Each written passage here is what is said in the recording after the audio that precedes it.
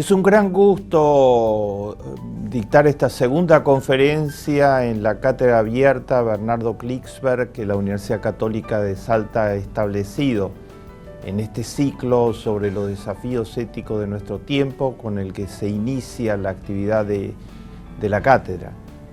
Quiero volver a agradecer al señor rector de la Universidad Católica de Salta, al señor vicerrector, a los otros vicerrectores de la universidad y a la universidad como comunidad universitaria por haber creado un espacio para dialogar y profundizar sobre estos temas que son fundamentales para la vida de la gente, en definitiva.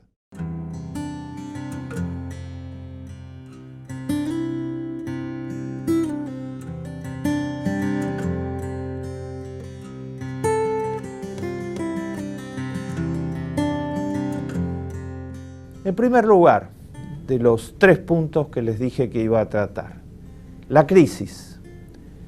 En 1930 la economía mundial se desplomó. Esto fue precedido de olas especulativas en Wall Street, fue precedido de una explosión en las desigualdades y una prominente economista que ha iluminado el pensamiento económico de todo el siglo, John Maynard Keynes, propuso al presidente Roosevelt el New Deal, un plan para sacar de la economía del foso, basado en una actividad pública, de las políticas públicas intensiva, en la construcción en gran escala de infraestructura, de obras públicas, y el New Deal, con una serie de medidas de diferente índole, pero estamos hablando de 1930, en otro marco histórico, permitió a la economía de los Estados Unidos salir de la crisis y eso fue fundamental para que la economía mundial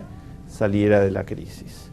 En el 2008 se desencadenó una crisis de gran profundidad en la economía de los Estados Unidos. Y los Estados Unidos producen el 28% del Producto Bruto Mundial, casi la tercera parte, así que una crisis en esa economía tiene inmediatos impactos en todas las economías del planeta. Son el principal importador de productos del planeta, entonces las exportaciones de todas las otras economías se ven amenazadas cuando hay una baja en la demanda de los Estados Unidos. Son una de las principales fuentes de inversión externa, son centrales en el avance en muchos campos tecnológicos. La economía mundial se ve muy comprometida si cae el país que produce el 28% del Producto Bruto Mundial. Eso sucedió en el 2008. La economía americana cayó fuertemente, cayó todos sus parámetros. Cayó su Producto Bruto, el impacto llevó a que las exportaciones, el comercio exterior del mundo se derrumbara en más de un 11%, o sea, el comercio exterior viene creciendo todos los años, somos más habitantes, producimos más, intercambiamos más. En el 2008 y 2009 cayó por debajo de cero, o sea, se derrumbó, llegando el derrumbe al nivel del 11,9%. La crisis de Estados Unidos fue tan grave que se retrajo totalmente su participación en el comercio económico mundial, que es muy importante. La economía de Estados Unidos experimentó una suba fenomenal del desempleo.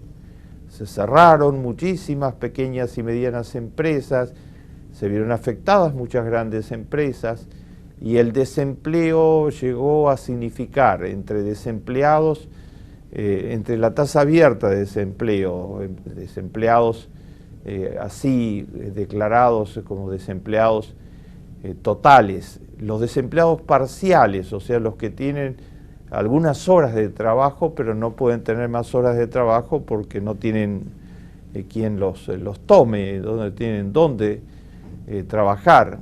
Y los desempleados que se retiraron directamente del mercado de trabajo, que ante la imposibilidad de conseguir ningún trabajo y ser rechazados una y otra vez, desmoralizados totalmente, dejaron de buscar trabajo. Se estima que entre todos ellos la tasa de desempleo llegaba al 25% de toda la población. O sea, 1 de cada 4 habitantes en el 2008 y el 2009 estaba fuera de la economía, estaba fuera virtualmente del mercado de trabajo. Eso es de extrema gravedad. Efectivamente, la pobreza escaló fenomenalmente y había 45 millones de personas pobres. Escalaron una serie de indicadores de pobreza extrema, como el número de personas que se presentan anualmente a pedir un subsidio del Estado establecido en 1930 por primera vez, que se llama el food stamp, la estampilla alimentaria. Aquellos que están en pobreza extrema pueden pedir que el Estado les dé un subsidio para poder comer. El subsidio es muy limitado, son $80 mensuales, en realidad no les permite, con eso no pueden comer, pero es una ayuda en el marco de una situación de gravedad total. El número de personas que se presentaron a pedir el food stamp fue el más alto desde la crisis de 1930, cerca de 50 millones de personas. La economía estalló por los 4 costados en los Estados Unidos. Esta crisis llevó a cuadros de miseria extendidos en diversas ciudades muy importantes de los Estados Unidos. Se multiplicó, por ejemplo, totalmente el número de personas viviendo en las calles, las personas sin vivienda en los Estados Unidos. Sobrepasaron el 1,5 millones de personas. Solo en la ciudad de Nueva York había más de 60.000 personas que carecían de vivienda alguna, que vivían en las calles, y a los que las ONGs y la política pública trataba de conseguir algún lugar donde pudieran albergarse. Los inviernos suelen ser muy gélidos en la ciudad de Nueva York, con temperaturas debajo de 0 y con nevadas. Vivir en esas condiciones en las calles es una amenaza de muerte total y de enfermedad segura para las personas en esas condiciones. La economía se derrumbó, la economía del país más poderoso del planeta. No ha salido de ese derrumbe. Claramente la gestión presidencial de Obama hizo cosas importantísimas para evitar que la economía siguiera cayendo. Si no fuera por el gigantesco plan de obras de gasto público que lanzó Obama inmediatamente que asumió la presidencia, casi 800.000 millones de dólares volcados para tratar de estimular la demanda, la economía hubiera caído mucho más profundo aún. Economistas como el premio Nobel Paul Krugman opinan que en Estados Unidos no se pasó de una recesión, que significa que la economía se estanca, a una depresión, como la que tuvo en la Argentina de 1998 al 2002, como consecuencia de las políticas totalmente antipueblo practicadas en la década de 90 por la presidencia de Menem. En esos 4 años el Producto Bruto Argentino cayó un 25%, una caída la mayor de la historia de Argentina. Paul Krugman dice que Estados Unidos estaba en esa dirección cuando las políticas de Obama permitieron que no se cayera de la recesión en una depresión económica que hubiera sido una catástrofe mundial. Y las políticas de Obama permitieron que se estacionara la recesión y que el país creciera, pero levemente, porque poco después el Tea Party ganó la Cámara de Representantes y se obstruyó todas las políticas de reactivación de Obama.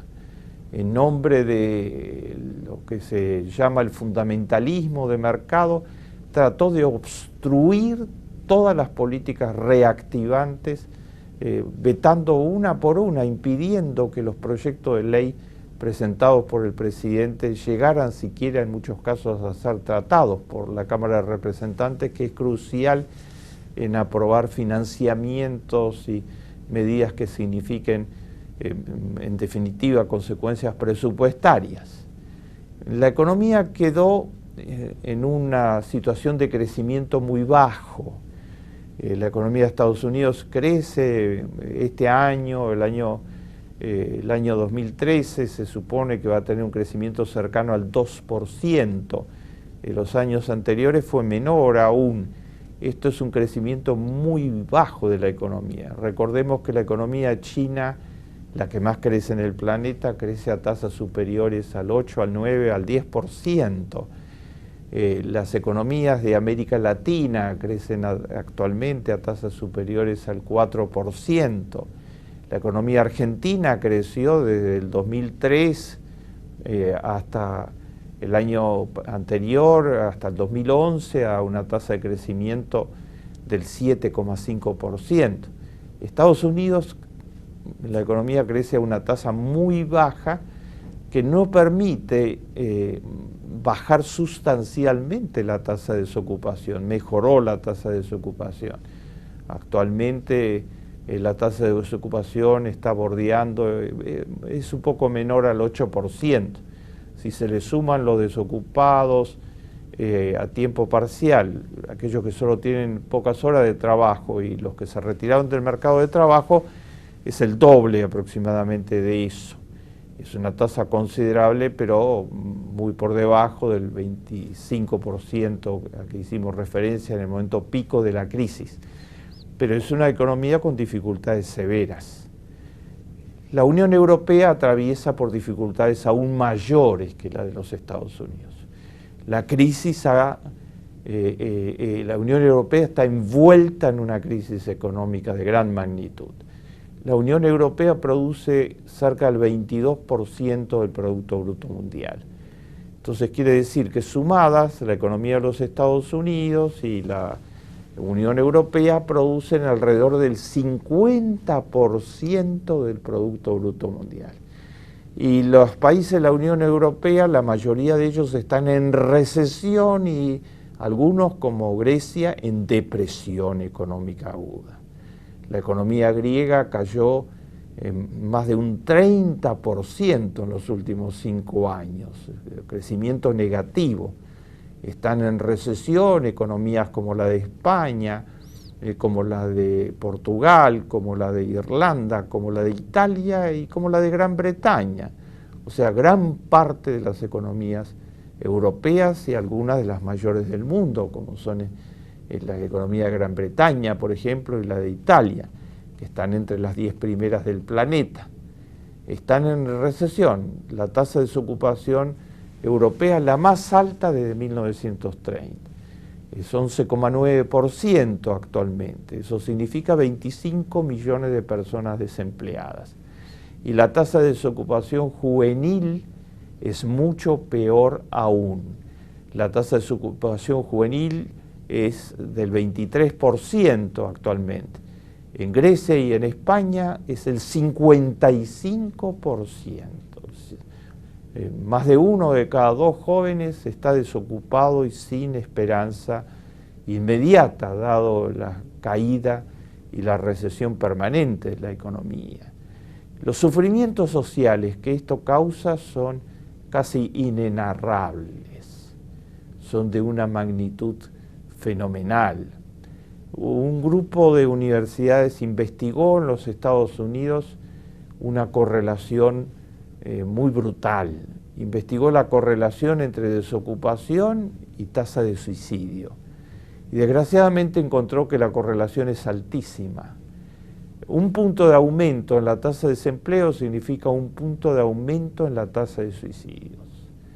Esto es evidente en Grecia, donde la tasa de suicidios ha subido aceleradamente por la imposibilidad total de la gente de encontrar trabajo, de pagar las cuentas más mínimas, los desalojos masivos y al mismo tiempo la retracción del Estado, que en una situación de crisis tan aguda, en todos los países europeos, en la mayoría de los países europeos, está recortando casi salvajemente el gasto social, la inversión en educación, en salud, en servicios protectores, lo que también le exige el Tea Party al presidente Obama en los Estados Unidos y que el presidente se ha negado a hacer de ningún modo. Pero el peso del Tea Party impidió que el gasto público social estuviera a la altura de las circunstancias, y en muchos gobiernos regionales donde el Tea Party tiene el poder, el Tea Party es el sector más conservador de la política americana, se han despedido masivamente maestros, enfermeras, se ha atacado fuertemente los sistemas de protección social. El sueño del Tea Party, la propuesta que ha elevado repetidamente al Congreso, rechazada por el Partido Demócrata y por el presidente Obama, es la de privatizar el seguro social, o sea, el mayor programa de cobertura social que tiene los Estados Unidos, y el de reducir dramáticamente la inversión en el Medicare y el Medicaid, los programas de seguro médico. Todo eso en una sociedad que tiene 50 millones de personas que no tienen seguro médico de ningún tipo. Entonces esas reducciones significarían poner en riesgo de enfermedad y de muerte a millones y millones. La investigación a que hice referencia, publicada en los archivos de medicina médica de los Estados Unidos, dice enfáticamente que las políticas que generan destrucción causan muerte, causan suicidios. Otra investigación publicada en la principal revista médica del mundo, The Lancet, que se publica en Gran Bretaña, encontró que en los desocupados de larga duración, o sea, aquellos que están desocupados por más de un año, un aumento de un punto en la tasa de desocupación produce un aumento de 35% en los ataques cardíacos. Es decir, el cuerpo humano no resiste una situación permanente de acorralamiento, de estrés extremo, de no tener trabajo para subsistir ni esperanza de conseguir trabajo. O sea, la crisis económica no es una palabrita más en el lenguaje. Cuando hay crisis de esta magnitud hay víctimas de la crisis.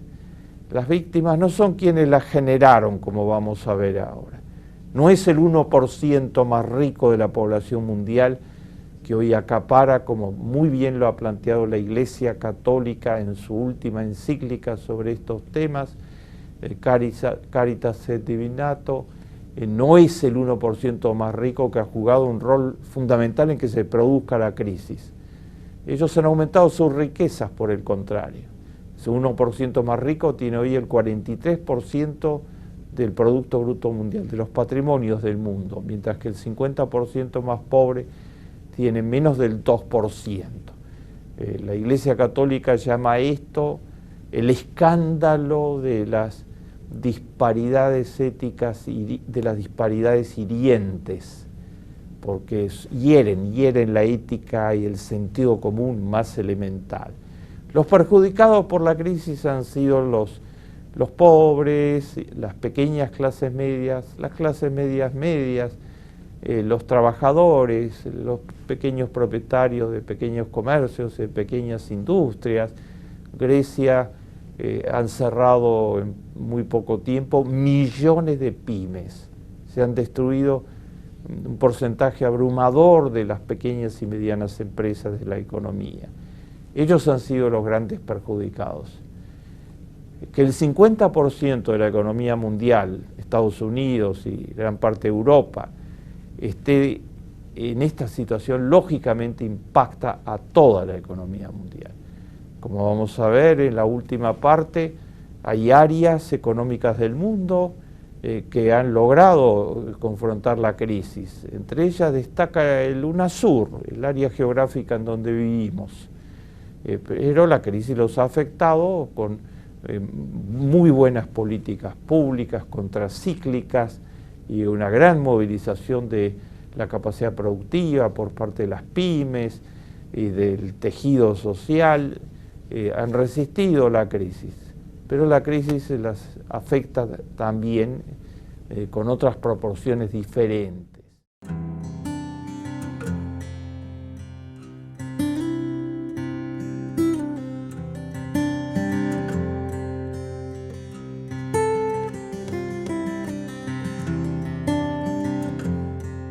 ¿Cuáles son las causas de la crisis? ¿Por qué la economía mundial está sumida en la mayor crisis de 1930? Es decir, desde hace 83 años que no se producía una crisis de esta magnitud. Las causas son muy concretas. Yo voy a enumerar algunas de ellas. Una causa muy importante, central, son las políticas públicas. Las políticas públicas que se aplicaron antes de Obama, durante la administración Bush, encarnaban a fondo lo que se llama el neoliberalismo ortodoxo. Se destruyeron organismos públicos enteros, algunos de ellos del mayor valor para la población, organismos directamente afectados a asistir a la población, como la FEMA, por ejemplo, la Agencia para Catástrofes Naturales. Cuando llegó el huracán Katrina a la ciudad de New Orleans, la FEMA había sido degradada totalmente, gran parte de su personal desmoralizado, despedido, maltratada totalmente, y a su frente el presidente Bush había nombrado a una persona que era de su círculo íntimo de amigos, pero que no tenían ninguna experiencia en manejar una agencia de catástrofes, que manejaba un lugar donde un criadero de caballos de carrera. Y cuando vino el huracán, el pueblo americano estuvo totalmente indefenso frente al huracán. Es muy conocida la historia de que el presidente de la FEMA, cuando llegó el huracán y se veían los pronósticos de que iba a barrer con toda la ciudad de New Orleans, lo que sucedió, destruyó la ciudad de New Orleans, su única reacción fue llamar por televisión a los habitantes de New Orleans para que se fueran de la ciudad. Los que se pudieron ir se fueron, los de la clase media y los de la clase alta, que tenían autos, dinero para comprar pasajes de avión y a dónde irse. Pero los latinos y la gente de color, los humildes, no tenían ni dinero, ni autos, ni a dónde irse. Y el Estado falló totalmente. Esto significó víctimas, muchas más de las que debió haber habido, significó el desamparo y significó una caída en picada de la popularidad del presidente de los Estados Unidos, que además en medio de todo esto elogió el trabajo de su amigo presidente de la FEMA, que tuvo que despedir después ante el escándalo que significó la falla total. El presidente Obama ha refortalecido totalmente esta agencia pública fundamental. Este es un símbolo de lo que sucedió con las políticas públicas en Estados Unidos en esa época. Y se desreguló salvajemente. La presidencia de Bush quitó las regulaciones que había medioambientales, las regulaciones que había en los mercados parafinancieros, dejó todo libre al mercado, que el mercado decidiera lo que se le ocurriera. Esta fue una razón central de la crisis económica. Estas políticas neoliberales ortodoxas tuvieron el mismo efecto en la Argentina de los 90. Menem aplicó este mismo modelo de desmantelar el Estado, sus regulaciones y entregar la mayor parte de sus funciones a los mercados. Y el país tuvo las mismas consecuencias. A fines del año 2002, el 58% de la población de la Argentina estaba por debajo de la línea de la pobreza. Actualmente es menos de una tercera parte de ese porcentaje.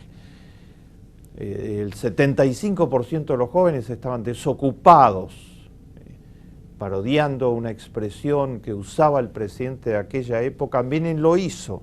Con sus políticas destruyó la pequeña clase media, sectores masivos de las clases media, la pequeña y la mediana industria, concentró riqueza en unos pocos.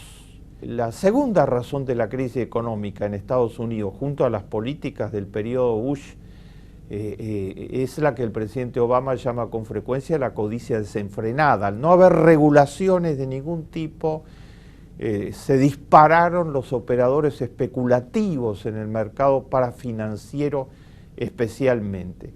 Aquellos que procuraban ganar el máximo inventando productos financieros sin ninguna base patrimonial. Se creó la burbuja de las hipotecas y la burbuja de los derivativos. Algunos de los principales bancos fueron intoxicados con paquetes de hipotecas y paquetes de derivativos sin valor. ¿Por quién fueron intoxicados? Por sus propios jefes, por sus vicepresidentes, sus CEOs, sus gerentes. Menciono un ejemplo, Lehman Brothers, el tercer banco del mundo, quebró en el 2008. ¿Por qué quebró? Su presidente, Richard Fuld, lo envenenó con productos tóxicos. Su remuneración personal estaba atada a las ganancias a corto plazo de Lehman Brothers. Cuanto más ganara Lehman Brothers a corto plazo, más ganaba él. Y entonces eso permitió que él ganara el máximo, porque las ganancias a corto plazo fueron muy altas, porque estaban todas basadas en especulación, creando todas las condiciones para que el banco explotara por los cuatro costados, quebrara y arrastrara gran parte de la banca europea con la que estaba endeudado.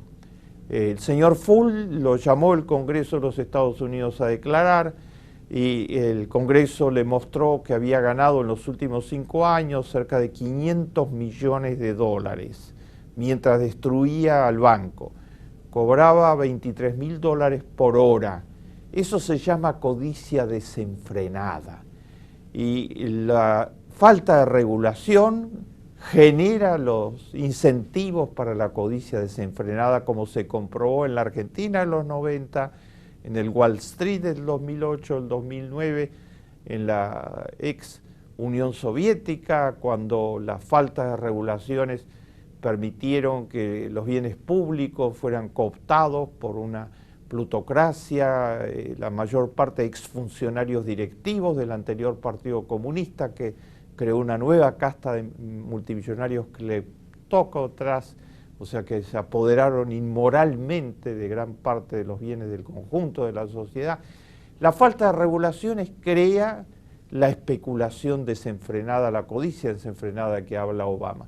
Y en tercer término, una causa central de la crisis es la ideología, ¿no?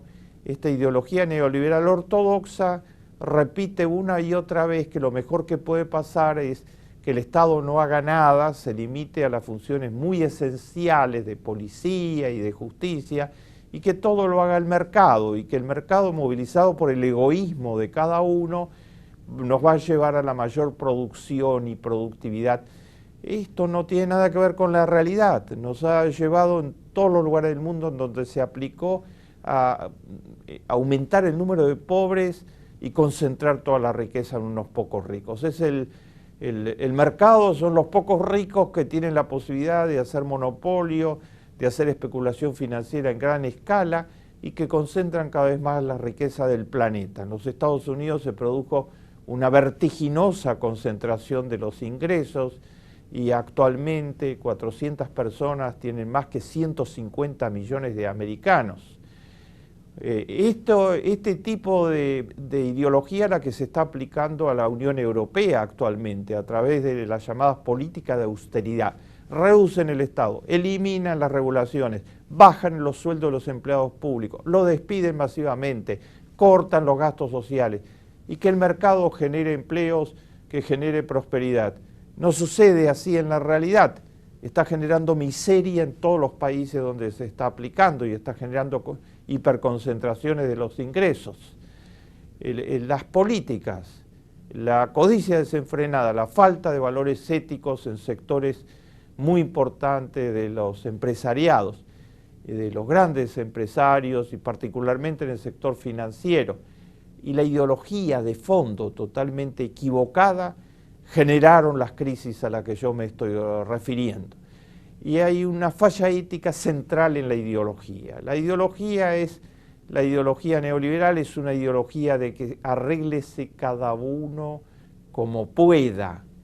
Al candidato a vicepresidente de los Estados Unidos por el Tea Party, el señor Ryan, le preguntó a un periodista 3 meses antes de las elecciones que perdió junto con Romney frente a Obama, le preguntó a un periodista si viene una persona joven de 35 años que está muy gravemente enferma y le pregunta, señor Ryan, usted presentó un proyecto recortando toda la asistencia médica de los Estados Unidos para los pobres. Yo estoy desempleado, no tengo a dónde ir. ¿Usted qué le dice? Y Ryan le contestó, si llegó a esa situación es responsabilidad de él. O sea, el otro no me importa nada y le echo la culpa a los pobres de las políticas que ricos han implementado y que han llevado a estas consecuencias. Esta ideología de egoísmo salvaje que la Iglesia Católica y todas las espiritualidades del planeta vienen condenando desde hace rato, el capitalismo salvaje lo llaman, esta ideología que está condenada por el texto bíblico que dice a través de la voz de Moisés y de Jesús de Nazaret, amarás a tu prójimo como a ti mismo, seamos los unos responsables por los otros, fue la que generó estas crisis económicas. El presidente Obama señala con mucha frecuencia que en la crisis del 2008 y 2009, que continúa, estuvo precedida igual que la crisis de 1930, por la especulación en gran escala y por un aumento severísimo de las desigualdades. Porque cuanto más desigualdad hay, menos consumidores, y los consumidores son el gran motor de creación de empleo en una economía. Son ellos los que están generando trabajos a partir del consumo. Para que haya consumo tiene que haber equidad en una economía. Todos tienen que participar de lo que la economía produce para poder consumir. Y tiene que haber inversión en educación y salud, que es la que permite que la gente se empodere, tenga la libertad real de ser activo dentro de la economía.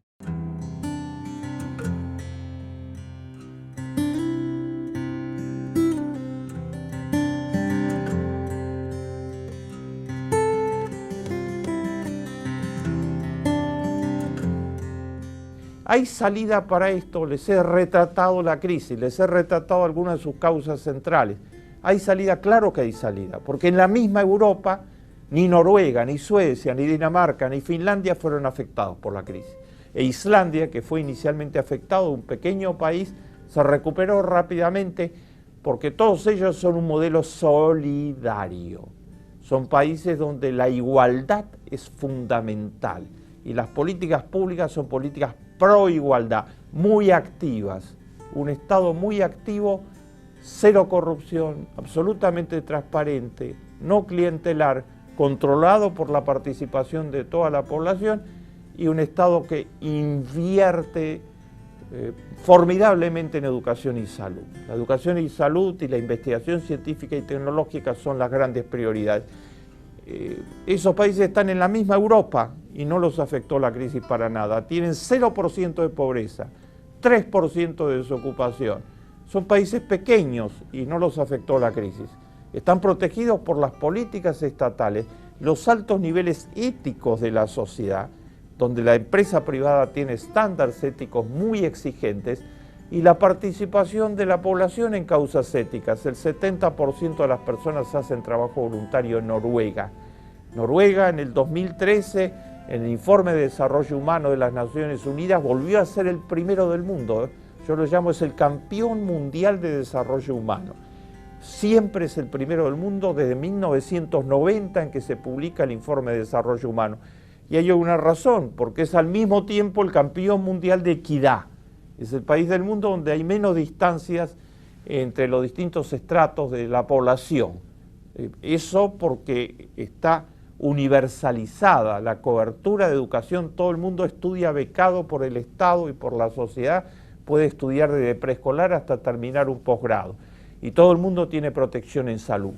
En esa misma dirección, sin copiar por sus propios canales históricos, están yendo hoy diversos países de América Latina. Es un honor para América Latina que en el Informe de Desarrollo Humano, gran parte de los países del UNASUR han hecho progresos significativos en el informe 2013.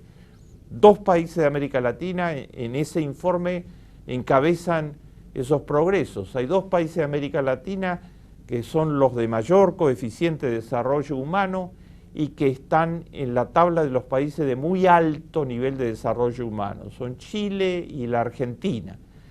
Han hecho progresos notables países como Brasil, como el Uruguay, como el Ecuador, entre otros países como Bolivia, entre otros países del UNASUR, como Venezuela, entre otros países del UNASUR.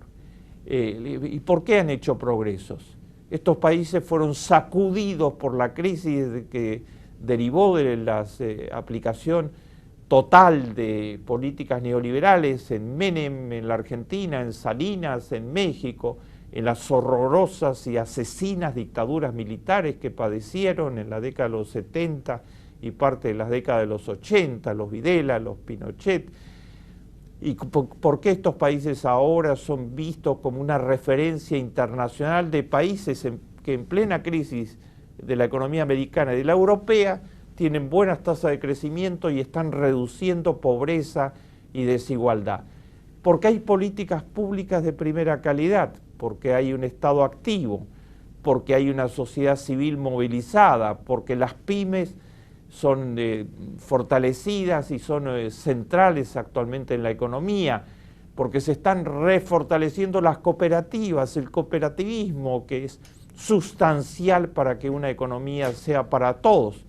Todo eso está reactivado desde el año 2003 en la mayor parte de América Latina, con liderazgos como los de Lula y Dilma Rousseff, como los de Michelle Bachelet, como los de Tabaré Vázquez y Mujica, como los de Néstor y Cristina Kirchner, los de Correa y otros, que están cumpliendo simplemente con el mandato que la población les encomendó, que todos en América Latina quieren construir una economía con rostro humano. En la base de esto está la ética. Hay muchos errores, hay muchas cosas que se pueden criticar y además falta muchísimo para llegar, falta muchísimo. Hay un 20% de los jóvenes en la Argentina que están fuera del mercado de trabajo y fuera del sistema educativo. En América Latina en su conjunto hay 175 millones de pobres. Hay muchísimo por hacer, pero se está en la dirección correcta. En la base de todo esto hay una renovación del contrato ético fundamental. La ciudadanía exige que no nos desentendamos del otro, exige una sociedad solidaria. Y en la medida en que las políticas públicas están al servicio de objetivos de carácter colectivo, la ciudadanía las respalda. Si se aparten, la ciudadanía las sanciona. Y la ciudadanía está cada vez más movilizada. El motor de la historia en América Latina es la ciudadanía. La democratización creciente y la participación cada vez más activa es la que está empujando la historia en la dirección de reformas sociales muy importantes. Las universidades, ustedes se están formando en una universidad de excelencia y con un compromiso ético altísimo, como es la Universidad Católica de Salta. Las universidades tienen un papel central, formando egresados con alta conciencia ética, investigando induciendo a sus egresados y a sus profesores a investigar sobre pobreza, sobre cómo se combate el mal de Chagas, la lesbianiasis, la tuberculosis, las cosas que padecen nuestros aborígenes y los más pobres del país. Las universidades volcándose en el contexto, esto de que la Universidad de Salta esté en 92 pequeñas localidades en muchos casos, donde la única posibilidad educacional son los espacios que ha creado la Universidad Católica de Salta. Universidades trabajando en esa dirección, formando parte de este contrato ético, son universidades que simplemente están haciendo lo que yo llamo la responsabilidad social de la universidad en nuestro tiempo. Hemos reflexionado en esta segunda conferencia sobre la crisis económica mundial, hemos reflexionado sobre las causas de la crisis económica y hemos demostrado que se pueden enfrentar. No se enfrentarán jamás si no hay una recomposición ética, si no se pone en primer lugar aquello que dijera con mucha frecuencia Juan XXIII en su pensamiento, Juan el Bueno, que la ética debe orientar a la economía y dirigirla, y que todos los actores, las políticas públicas, las empresas privadas, las organizaciones de la sociedad civil, deben guiarse por altos estándares éticos. Esto debe plasmarse en cosas muy prácticas: inversión en educación y salud, erradicación de la pobreza extrema, plena protección a los más pobres, un programa como Asignación Universal por Hijo, iniciativa de la Presidenta de la Argentina. que sacó de la pobreza y está protegiendo a 3.300.000 niños, eso es un programa en la dirección correcta. Un programa como el de Lula y Dilma en el Brasil, como Bolsa Familia, que protegió a los 40 millones de personas más pobres del Brasil y logró hacerlas emerger, y la inmensa mayoría de ellos son pequeña clase media. Hoy en día un programa como el de Michelle Bachelet, que dio protección universal a todos los ancianos de Chile, no importa si hubieran hecho aportes o no hubieran hecho aportes. Un programa como el del presidente Tabaré Vázquez, continuado por el presidente Mujica en el Uruguay, que le dio computadoras a todos los niños de la escuela primaria y ahora de la secundaria del Uruguay, empezando por los niños más pobres y más marginados de todo el país. Eso es ética aplicada a la economía. Debemos profundizar en el camino de la ética aplicada a la economía. Ese es el mayor tipo de solución que existen para las crisis económicas. Pero por otra parte es un mandato bíblico. La Biblia dice terminantemente en el Levítico: no te desentenderás de la sangre de tu prójimo. Está prohibido ser insensible frente al sufrimiento ajeno. Muchas gracias.